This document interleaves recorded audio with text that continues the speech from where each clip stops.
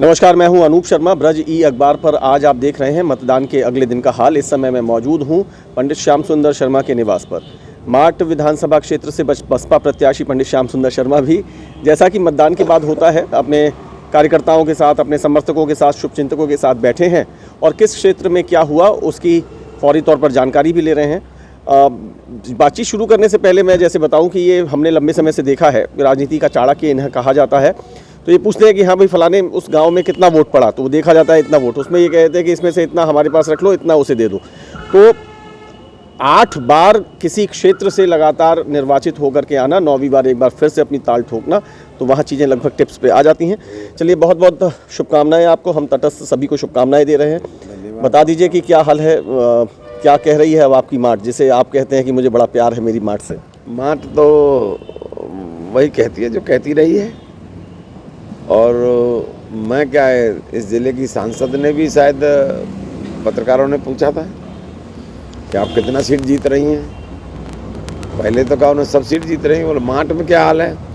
माट में कुछ प्रॉब्लम रहता है और वहाँ तो जो होता है वही होगा, बाकी सब हम जीत रहे हैं।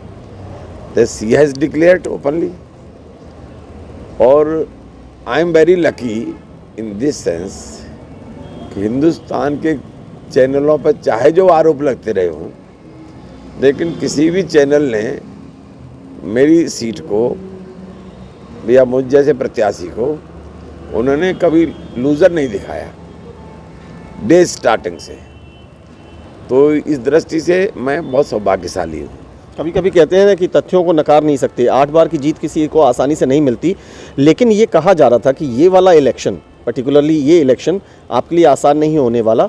पहले तो ये बताइए ऑफिशियली ये बोलिए तो सही कि नतीजा क्या आने वाला है, इसके बाद हम बातचीत शुरू करें। नहीं, नतीजा तो मैंने आपको बता दिया ना, जो परंपरागत नतीजा होता रहा है वही होना है, दूसरा कुछ भी नहीं होना। परंपरा नहीं टूटने वाली है ना, परंपरा किसी दशा में नहीं टूटने वाली है। फैक्टर क्या बना है? कहा जा रहा था कि आपके लिए इस बार आपका हर्डल्स ये है कि वहाँ गठबंधन है, दोनों के पास अपने अपने वोट्स का स्टेक है और स्टेट में एक माहौल बन गया है, किसान आंदोलन एंड कुछ और फैक्टर्स। तो क्या ये कठिन था? ये कैलकुलेट आप लोग करते हैं, मैं I didn't bother never any political party. मैं 7 चुनाव बिना पार्टी के लड़के और जीत दर्ज करके और ये साबित किया कि मेरी बैसाखी जनता जनार्दन है, जनता मेरा दल है, जनता मेरा बल है, और जनता ने उसने कभी नकारा नहीं उसे। आप ये किसान आंदोलन और फलाने आंदोलन लेके चलते हो, सारे आंदोलन तो मुझसे जुड़े हुए वहाँ के। जो राजनीति के व्यक्ति में लक्षण होने चाहिए, विनम्रता, शालीनता, वो मेरा अक्षय भंडार मेरे पास है। आपके तो जो विपक्षी हैं, भाजपा प्रत्याशी राजेश चौधरी, वो तो बहुत हमलावर थे, आतंक का अंत करेंगे, ये करेंगे। हालांकि अभी सब कुछ 10 मार्च को तय होगा। आप कह रहे हैं परंपरा नहीं टूटने वाली, आप कहते हैं विनम्रता और शालीनता आपका अधिकार है और अक्षय भंडार है, और वहाँ आपका आतंक का अंत होने की बात होती थी। ये सर्टिफिकेट दिया जा सकता है जनता जनार्दन के द्वारा, किसी व्यक्ति विशेष के द्वारा तो होता नहीं है, और मुझको ये सर्टिफिकेट उनसे चाहिए भी नहीं। मुझे सर्टिफिकेट चाहिए सिर्फ मार्च क्षेत्र की जनता से। वो आज देख लो या 10 मार्च को देख लेना या कोई और मार्च निकाल लेना, पत्रा में जो लिखा चीज़ है उसको कोई व्यक्ति नहीं चेंज कर सकता। आप जनता की बार बार बात करते हैं, आप कहते हैं कि अगर मेरी बैसाखी जनता नहीं होती तो क्या होता। सब पीढ़ियाँ बदल गई। 8 बार का चुनाव, 89 में आपने पहली बार अपना नामांकन करके मैदान में उतरे थे। सर, पीढ़ियां बदल गई होंगी, तीसरी पीढ़ी तक आ गई, तो वो तीसरी पीढ़ी भी अभी तक आपकी जनता है, वो भी बैसाखी बन जाती है। यस, तीसरी पीढ़ी मेरी ट्रस्टेड मतलब है। 80 साल का आदमी भी आपकी बैसाखी है, 18 साल का भी है। इसलिए अनूप जी इसीलिए बदल जाती हैं कि प्रत्येक स्कूल का मैं खोलता हूँ, हाई स्कूल में खोलता हूँ, डिग्री में सबके दाखिला में कराता हूँ, सबके लाइसेंस में बनवाता हूँ, सबकी नौकरी में लगवाता हूँ, सारे काम में उनके करता हूँ। तो जब सारी चीज़ दाखिला तक मैं उनके करता हूँ पीढ़ियों के, तो पीढ़ी कहाँ जाएंगी। फीस माफ मैं कराता हूँ, नहीं होता तो उनकी मदद करा देता हूँ, तो पीढ़ी वही पीढ़ी तो है उन्हीं की, जो सारी चीज़ facility is provided by us. तो बाकी जो वो कहते हैं वो मैं करता भी हूँ। एक उत्तर प्रदेश की सियासत में मैं एक अकेला व्यक्ति हूँ, जो लोग कहते हैं उसे मैं करके दिखाता हूँ, और आज भी मैंने साकार करके दिखाया है और आगे भी दिखाऊंगा। आप पूरी तरह से भरोसे में नज़र आ रहे हैं। आपका दावा है कि परंपरा नहीं बदल रही है, 9वीं बार भी वही परंपरा स्थापित होगी। फैक्टर क्या समझ में आता है? पहली बात तो क्या आपकी जीत के आधार बन रहे हैं, और आप अगर देखें तो इक्वेशन बन क्या रही है? आपके सामने कौन आ रहा है? आपके संग आपका मुकाबला किससे है?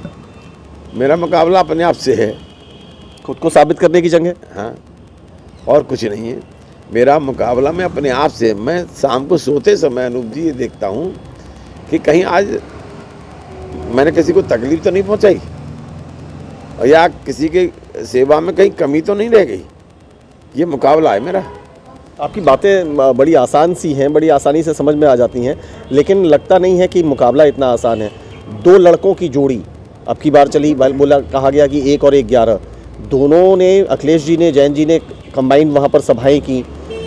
सपा के साथ रालोद का इतना मजबूत गठजोड़, और कहाँ आपके पास एक स्टार प्रचारक नहीं, आपकी खुद की नेता बहुत दिनों बाद आगरा में नज़र आई, आपके संग कोई बड़ा सेलिब्रिटी नहीं नज़र आया। तो कैसे आप इतनी बातें तो सुनने में आसान मैं कह रहा हूँ सहज रूप में समझ में आ रही हैं, लेकिन साहब इतना सब कुछ आसान है? आपकी समझ में तो आ जाना चाहिए था, और आप मेरी हिस्ट्री को जानने के बाद ये बात करें, मुझे बड़ा आश्चर्य है। क्योंकि मेरे लिए सेलिब्रिटी अगर कोई है तो जनता जनार्दन है, और मैं वो व्यक्ति हूँ। मथुरा जिले में इतने चुनाव हुए, यहाँ एक से एक बड़ा वीआईपी आया है। किसी मीटिंग की बात कर रहा हूँ मैं, किसी मीटिंग, मैंने जितनी मीटिंग की है, हर बड़े से बड़े सेलिब्रिटी जो दूसरी पार्टियों के आए हैं, उनसे कई गुना बड़ी मीटिंग मेरी हर मीटिंग हुई है। तो आप सेलिब्रिटी मेरे लिए जनता रही नहीं रही। अब आप थोड़ा सा ओपनली अब बता तो दीजिए कि इक्वेशन क्या आ रही है, वो स्टैटिस्टिक तो समझाइए कि आप कहाँ हैं। लगभग हमने पता किया, यहाँ आकर के भी पता हुआ, 2,30,000 से ऊपर वोट पड़ा है। अब 2,30,000 से ऊपर जो वोट है, किसके हिस्से में, आप क्या अनुमान लगा रहे हैं कि किसके हिस्से में क्या? अभी तक तो आपने बहुत बातें भी कर ली हैं लोगों से अपने। मैं 13,000 समथिंग से सब एक बार जीता हूँ, सबसे ज़्यादा वोटों से। बाकी से नीचे रहा हूँ। जब प्रताप सिंह जी से आपका चुनाव था, वो बड़ा टफ माना जा रहा था, तब आप 13,000 से करीब। टफ नहीं था, दैट वाज ए टफेस्ट आपके अभी तक के पॉलिटिकल करियर का। ऐसा कहते थे लोग कि श्याम सुंदर शर्मा इसलिए जीत जाता है कि 4 आदमी लड़ गए, जीत गया। वोटों का बंटवारा हो गया, फिर 3 लड़ गए, ये जीत गया। मैं नोइंगली मैंने वो पंगा लिया। मैं रिस्क बहुत लेता हूँ पॉलिटिक्स में, और मैंने कहा कि आपके इनको 1 to 1 करेंगे इनसे। ये भी करके देख लेते हैं। 1 to 1 करते हैं। 1 to 1 किया। उसके बाद एक घटनाक्रम हुआ नौझील में, और वो सब दुर्भाग्य से एक बनिया का लड़का मार दिया गया, और पंडित के लड़के ने मार दिया, वहीं के डेलाइट मर्डर। तो वो उसमें आरोपित मुझे कर दिया, और उसमें दिन बाकी थे केवल 2 मतदान में। अगले दिन मैंने मीटिंग की, वहाँ मैंने सारी बात रखी उसी स्थान पर जहाँ मर्डर हुआ था, और लोगों ने मुझे आशीर्वाद दिया, तो मैं फिर जीत गया। उस परिस्थिति में 1 to 1 था, लोकदल भी थी, बसपा भी थी, चौधरी साहब भी थे, और मर्डर भी था, तब मैं 13,000 समथिंग से जीता था। तो आज के दिन मैं विश्वास के साथ आपसे कह रहा हूँ, इतना आशीर्वाद मुझे दिया है कि विरोधी दांतों तले उंगली दबा जाएंगे, ये मैं कह सकता हूँ। गाड़ी से चले जाएंगे। पूरी लाइन बोले, क्या बोला उन्होंने आपके साथी ने? विरोधी दांतों तले, मैंने कहा विरोधी लोग जो है दांतों तले उंगली दबा जाएंगे। इनका कहना है, विनोद जी का, सवेरे वाली गाड़ी से चले जाएंगे। बसपा का मुकाबला भाजपा से है या सपा रालोद गठबंधन से? मैं बस सर, अब तो मतदान हो गया, आप इतना स्मार्टली क्यों चीजों को देखते? मैं 1 लाख से ऊपर वोट पाऊंगा, डंका की चोट। श्याम सुंदर शर्मा। अब आप मुकाबला कैसे से मान लीजिए? श्याम सुंदर शर्मा। 2,30,000 से अधिक जो वोट पड़ा है, उसमें से आपका कहना है कि 1 लाख से प्लस श्याम सुंदर शर्मा अकेला। बाकी अब वितरण कर लीजिए, कौन ने दूसरे नंबर पे, तीसरे नंबर पे। 5 विधानसभा है साहब, पांचों पर बसपा प्रत्याशी लड़ रहे हैं आप समेत। बसपा के हिस्से में कितनी सीट? 5। सर ऐसे तो देखिए, ये तो इंसाफ नहीं है ना, ये तो इंसाफ नहीं है। तो मैं एस्ट्रोलॉजर थोड़ा ही हूँ।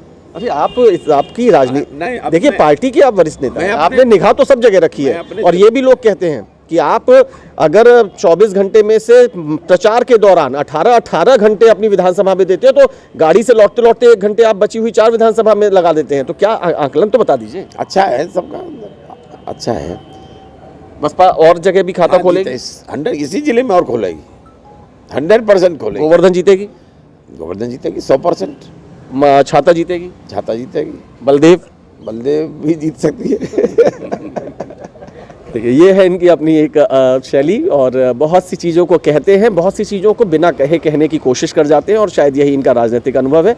आप कोशिश करिए इनसे बात करके, सवाल करके जवाब लेने की, जवाब मिलता जरूर है। जी कुछ कहना चाह रहे हैं? मैं जनता जनार्दन को साधुवाद करना चाहूँगा मेरी तरफ से, मुक्त कंठ से, हृदय से, नाभि से ढेर सारा साधुवाद। जनता ने मुझे आशीर्वाद भी दिया, शांतिपूर्वक मतदान भी किया, और भाईचारे के आधार पर चुनाव भी लड़ा। सब लोगों ने प्रेम और स्नेह के साथ वोट डाला, इसके लिए ढेर सारा साधुवाद। चुनाव आयोग, जिला प्रशासन, जिला पुलिस भी इसके लिए भी धन्यवाद की पात्र नहीं, सभी धन्यवाद के पात्र हैं। आयोग के लिए मैं I would like to congratulate. बहुत बहुत शुक्रिया। तो इस प्रकार हमारे साथ रहे बसपा प्रत्याशी पंडित श्याम सुंदर शर्मा। हमने जाना उनसे उनका सूरत हाल, उनकी विधानसभा का सूरत हाल। उनका साफ तौर पर कहना है कि 1 लाख से अधिक वोट मुझे प्राप्त होंगे। 2,30,000 से करीब 2,34,000 वोट माठ विधानसभा क्षेत्र में पड़ा है। उसमें वो दावा करते हैं कि 1 लाख से अधिक वोट मेरे पास, बाकी सब निर्धारित कर लीजिए कि कौन किसके पास।